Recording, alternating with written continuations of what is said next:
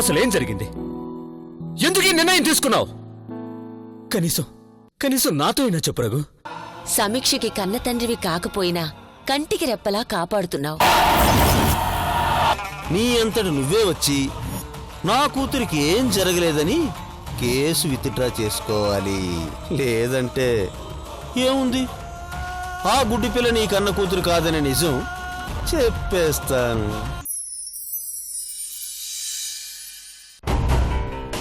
ఆ సముద్రకి విషయం మొత్తం తెలిసిపోయింది బావా. నాతో బేరం పెట్టాడు. నేను వాణ్ణి జైలు నుంచి బయటికి తీసుకురాకపోతే సమీక్ష నా కన్న కూతురు కాదన్న నిజాన్ని సమీక్షతో చెప్తానని బెదిరించాడు. అందుకని నువ్వు బెదిరిపోయావా? లేకపోతే ఏం చేయను బావా. నేనందరినీ కాదని బతుకుతోందే సమీక్ష కోసం. అలాంటిది సమీక్షకే నిజం తెలిసిపోతే తను బతుకుతుందా? చచ్చిపోతుంది బావా. అందుకని నువ్వు చచ్చిపోవాలనుకున్నావా? మరేం చేయమంటావు బావా? నేను కంప్లైంట్ వెనక్కి తీసుకోకపోతే, ఆ సముద్రగాడిని జైలు నుంచి విడిపించకపోతే వాడు సమీక్షకు నిజం చెప్పేస్తాడు. అప్పుడు తను చచ్చిపోతుంది. అలా జరగకూడదు బావా. అందుకే నేను ఇచ్చిన కంప్లైంట్ వెనక్కి తీసుకుని ఆ సముద్రగాడిని జైలు నుంచి విడిపించాను. నేను అలా చేసినందుకు నన్ను సమీక్ష అసహించుకుంటోంది. ఎంతలా అసహించుకుంటుందంటే నాతో కలిసి ఒకే ఇంట్లో బతకడానికి కూడా ఇష్టపడటం లేదు. నన్నేం చేయమంటావు బావా?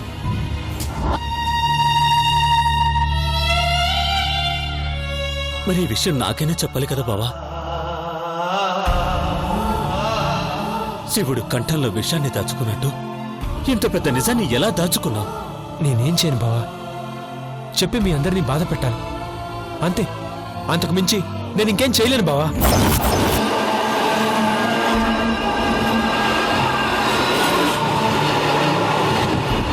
బావా, సమీక్షకి నిజం తెలిస్తే మీరెళ్ళి తనకు నచ్చ చెప్పగలరా? ఒకవేళ నాకు మీకు సంబంధం ఏంటని అడిగితే తనకేం చెప్తారు? అందుకే బావా నేను ఈ నిర్ణయం తీసుకున్నాను. నా వల్ల ఎవరికీ ప్రయోజనం లేదు.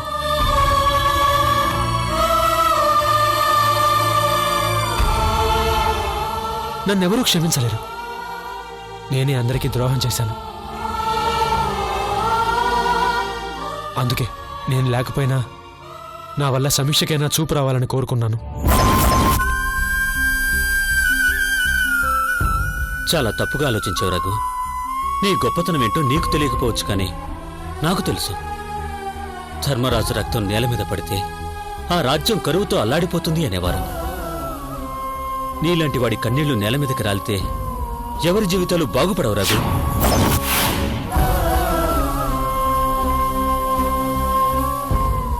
నీ వల్ల ఎవరికీ ఏ ఉపయోగం లేదని నువ్వు అనుకుంటే సరిపోదు.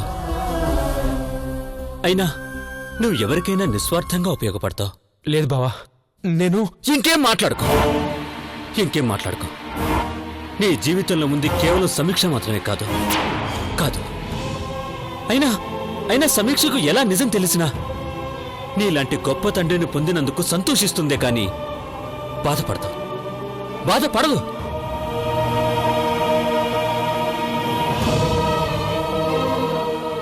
దయచేసి ఇలాంటి ఆలోచనలు, తొందరపాటు నిర్ణయాలు తీసుకోనని నాకు మాటివ్వు.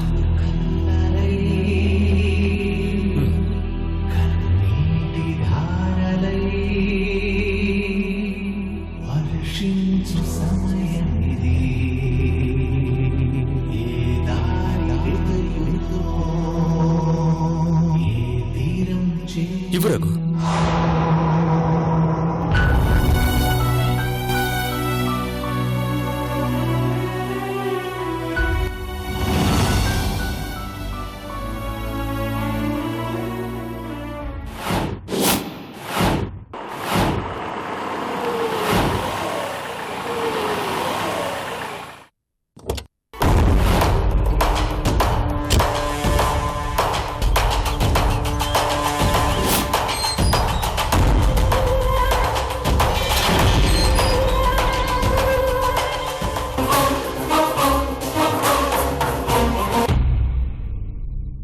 చెల్లెమ్మా, చెల్లెమ్మా,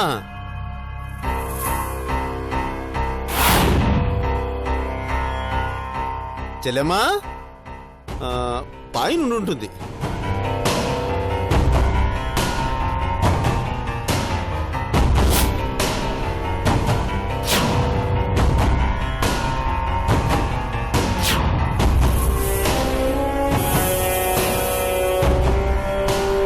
చెల్లెమ్మా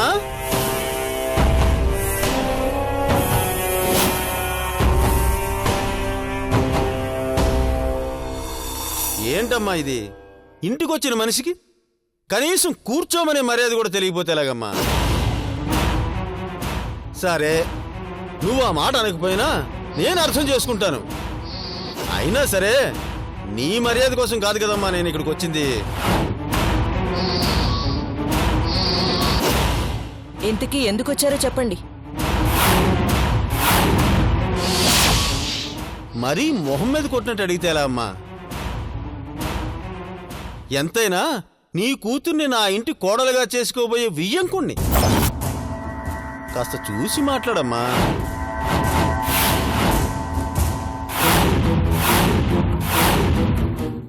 నాకు ఈ పెళ్లి ఇష్టం లేదని ఎన్నోసార్లు చెప్పాను. కానీ మీరే లేనిపోని చుట్టరికాలు కలుపుకుంటున్నారు.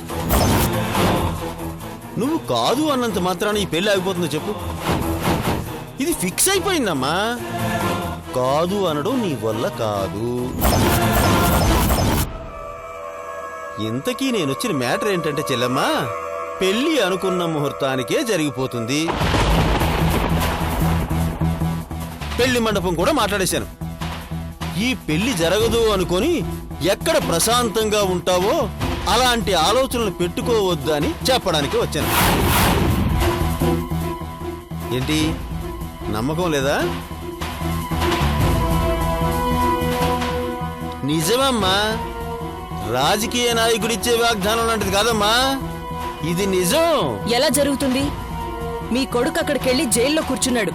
నా కూతుర్ని మోసం చేసినట్టు కాదు కదా అక్కడ చట్టాన్ని మోసం చేయడం. పిచ్చి చెల్లమ్మా, ఈ చట్టాలన్నీ నా ఇంటి చుట్టాలమ్మా. నీకింకా ఈ సముద్ర పవర్ ఏమిటో తెలియదు. సముద్రం లోతు తెలుసుకోవడం ఎంత కష్టమో ఈ సముద్రాన్ని అర్థం చేసుకోవడం కూడా అంతే కష్టం. ఇప్పుడు నీ కొడుకు నన్ను ఏదో చేసేద్దామని అరెస్ట్ చేశాడు. ఏమైంది? మీరందరూ చూస్తుండగానే చక్కగా బయటకు వచ్చాను. అలాగే నా కొడుకు వస్తాడు.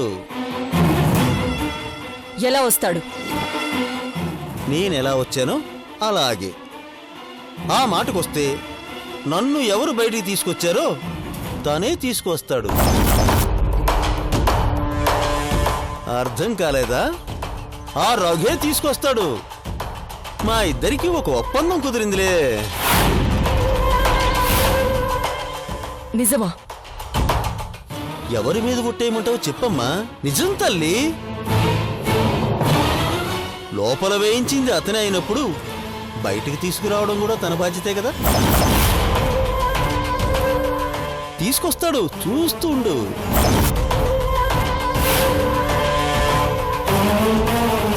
ఇక నువ్వు ఏ అనుమానాలు పెట్టుకోకుండా పెళ్లి ఏర్పాట్లు చేసుకో అమ్మా. ఈసారి ఆ రఘు అడ్డుపడలేడు, నీ కొడుకు ఏం చేయలేడు. ఇది ఈ సముద్ర నిర్ణయం. నీ కూతురు నా ఇంటి కోడలు. వస్తాను చెల్లమ్మా.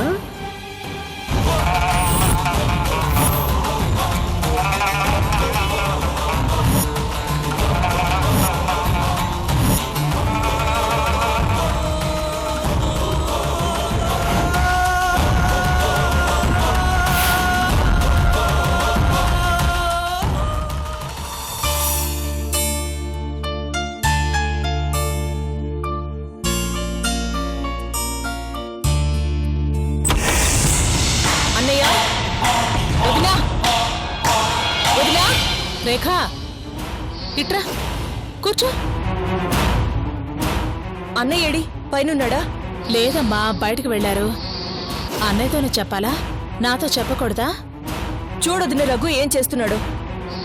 సముద్రం తప్పించినందుకే తట్టుకోలేకపోతుంటే ఇప్పుడు ఏకంగా ఆ రాఘవని జైలు నుంచి విడిపించడానికి సిద్ధపడ్డాడు. నిజంగానా? అవును వదినా. కనీసం ఆ రాఘవైన లోపలుంటే నా కూతురి జీవితం బాగుంటుందని నేను ఆశపడుతుంటే ఆ రాఘవని బయటికి తెస్తాడని ఆ సముద్రే వచ్చి చెప్పాడు. అసలు ఏమైందా మనిషికి? పిచ్చిగాని ఎక్కిందా ఏంటి? అటు సమీక్షని ఏడిపించి ఇటు ఉషకు అన్యాయం చేసి ఏం సాధిద్దామనుకుంటున్నాడు? అదే వదిన నాకు అర్థం కావడం లేదు. అసలు అసలు తన్ని ఎలా అర్థం చేసుకోవాలి, ఏమనుకోవాలి? మనం అనుకోవడం కాదు, వెళ్ళి అడుగుదాం. పద రేఖ. అవును రేఖ, ఇంకా ఇలా మౌనంగా కూర్చుంటే ఏం జరుగుతుందో అర్థం కావటలేదు. పద వెళ్ళి తేల్చుకుందాం.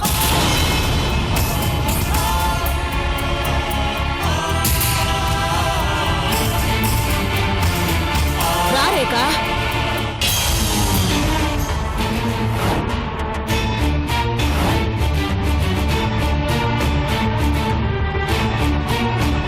ఎక్కడికి బయలుదేరారు? ఆ రఘు చేస్తుంది ఏమిటో తెలుసుకుందామని, అసలు అతను మనిషో కాదో అడుగుదామని. నిజమే, తను మనిషి కాదు, దేవుడు.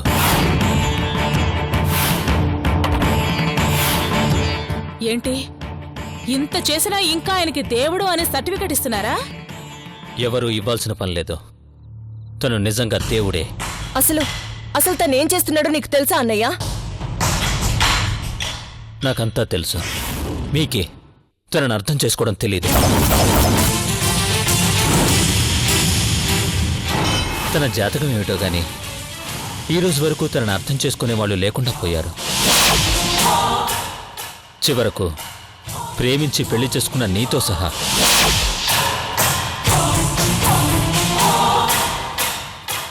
తనేం చేస్తున్నాడో తెలుసా? రాఘవని రిలీజ్ చేయిస్తున్నాడంట. ఆ సముద్రం వచ్చి చెప్పుకుంటున్నాడు. అలా చేయించకపోతే సమీక్షకు తన కన్న తండ్రి కాదు అనే నిజం ఆ సముద్రగాడ అమ్మాయికి చెప్పేస్తాడు. అది తెలిసిన మరుక్షణం ఆ అమ్మాయి చచ్చిపోతుంది.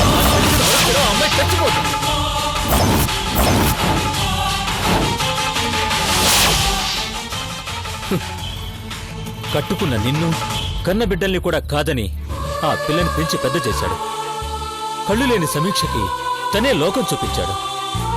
ఈ రోజు తన తండ్రి కాదని ఆ పిల్ల తల్లిదండ్రులను చంపింది రఘునే అని తెలిస్తే ఆ అమ్మాయి ఏమవుతుంది?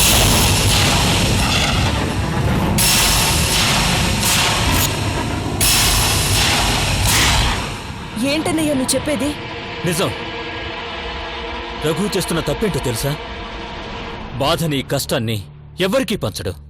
అదే అతన్ని పదే పదే నిందితుడిగా నిలబెడుతుంది. వెళ్ళండి, వెళ్ళి ఏమడుగుతారో అడగండి.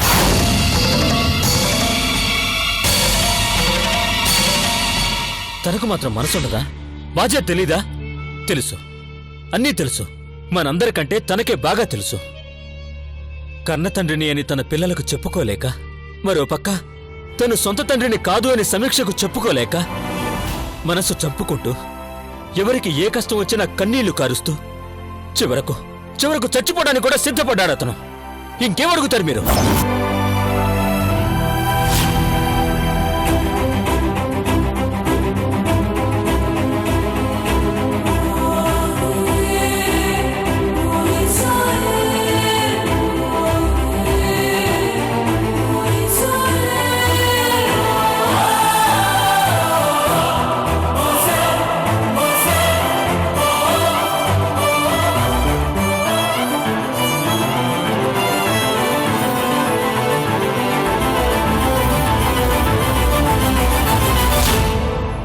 చూడమ్మ రేఖ, నువ్వు పెళ్లి చేసుకుంది మంచి మనిషిని కాదు, మంచితనాన్నే పెళ్లి చేసుకున్నావు.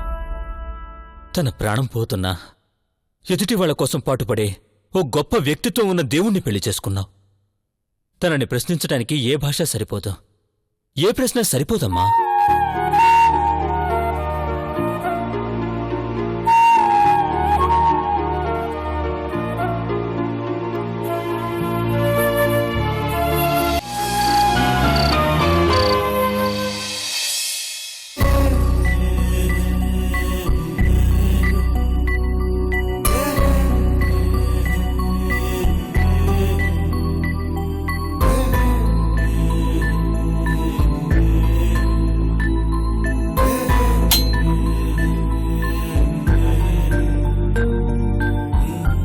తాతయ్య, మీరింకా పడుకోలేదా? టైం 12 దాటింది. ఇంతవరకు నిద్రపోకపోతే నీ ఆరోగ్యం ఏమవుతుంది? నిద్రపోయేవాణ్ణేనమ్మా, కానీ ఈరోజు నీ పుట్టినరోజు కదా, అందుకే నీకు స్వీట్ తినిపించి పుట్టినరోజు శుభాకాంక్షలు చెబుదామని వచ్చాను.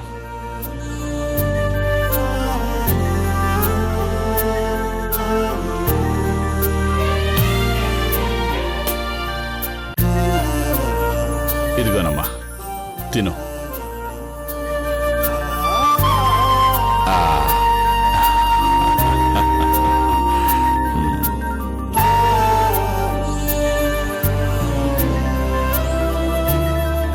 నిండు నూరేళ్ళు నువ్వు సంతోషంగా ఉండాలమ్మా.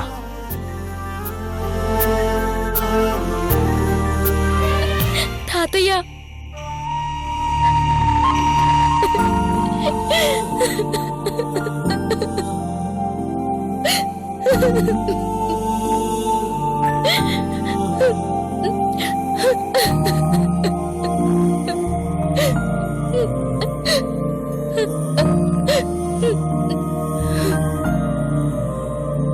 ఊరుకోమ్మా, ఊరుకో.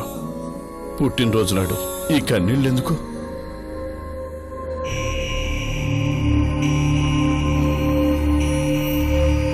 తాతయ్య, నేనంటే ఎందుకు ఇంత ఇష్టం? నేనేమవుతానని ఈ అనాథ మీద కూడా ఇంత ప్రేమ చూపిస్తున్నావు? అది బహుశా నీ ఒక్కడికే చెల్లిందేమో తాతయ్య. అనాథ? ఎవరమ్మా అనాథ? నువ్వా? నేను బ్రతికుండగా నువ్వు అనాథవి ఎలా అవుతావు తల్లి? ఎప్పుడైతే మీ అమ్మ నా ఇంటికొచ్చి నిన్ను నా చేతుల్లో పెట్టిందో అప్పుడే నేను నీకు తాతనయ్యాను. మీ అమ్మ నాకు కూతురయ్యింది. ఇంకా అనాథవి ఎలా అవుతావు తల్లి? మరోసారి ఆ మాటని నన్ను బాధ పెట్టకమ్మా. అలాగే తాతయ్య. మీ అమ్మ పోయిన రోజు, నీ పుట్టినరోజు ఒకే రోజు రావడం నాకు చాలా బాధగా ఉందమ్మా. ఆ బాధ పోవాలి అంటే ఓ పని చెయ్యాలి. చేస్తావా తల్లి? ఏంటో చెప్పండి తాతయ్య. నువ్వు పెళ్లి చేసుకుంటే మీ అమ్మ నీ కడుపును పుడతానని చెప్పిందమ్మా.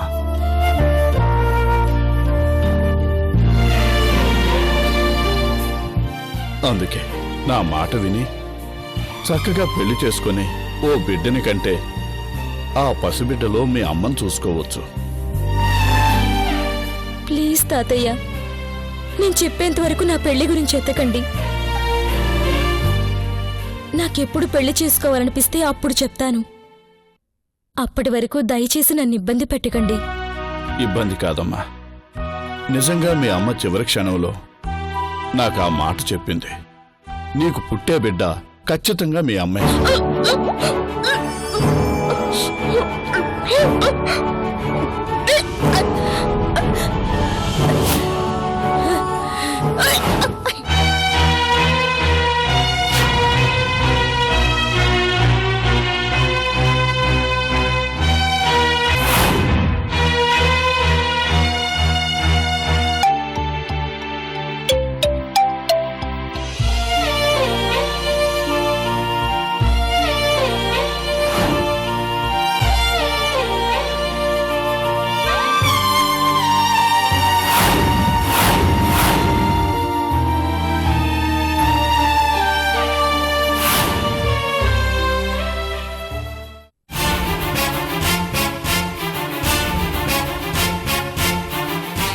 ఏంటమ్మా, ఏమైంది?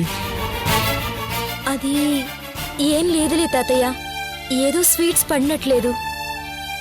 మంచిదే అని చెప్పాడే. ఎందుకైనా మంచిది, రేపు ఒకసారి హాస్పిటల్కి వెళ్ళిరమ్మా. అలాగే తాతయ్య, మీరు వెళ్ళి పడుకోండి. ఆ.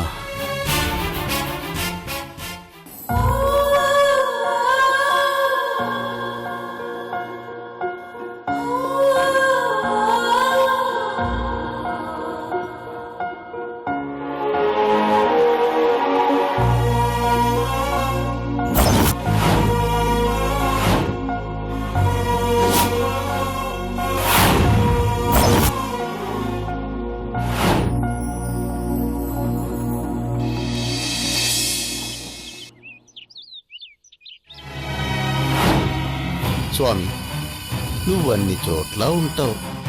ఒక్కొక్క చోట ఒక్కొక్క అవతారం ఎత్తుతూ ఉంటావు. ఇప్పుడు రఘు అవతారం ఎత్తావా స్వామి? అసలు నీ స్క్రీన్ ప్లే ఏంటో ఎవ్వరికీ అర్థం కాదు. మా అలాంటి వాళ్ళకి అర్థమైతే నువ్వు దేవుడు ఎందుకు అవుతావు? కరెక్ట్గా చెప్పాను కదా స్వామి?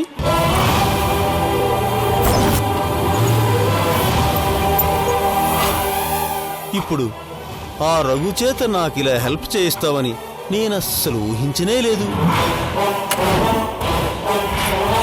స్విస్ బ్యాంకులో నాకున్న డబ్బు కన్నా, సింగపూర్లో నాకున్న హోటల్ కంటే, నా బినామీ ఆస్తుల కన్నా, ఆఖరికి నా కొడుకు కంటే కూడా ఆ రఘుయే గొప్పవాడిలా కనిపిస్తున్నాడు స్వామి.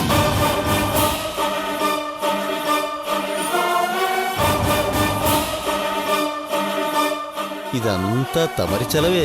తొందరగా వెళ్ళండి సార్, మీకోసం వెయిట్ చేస్తున్నారు.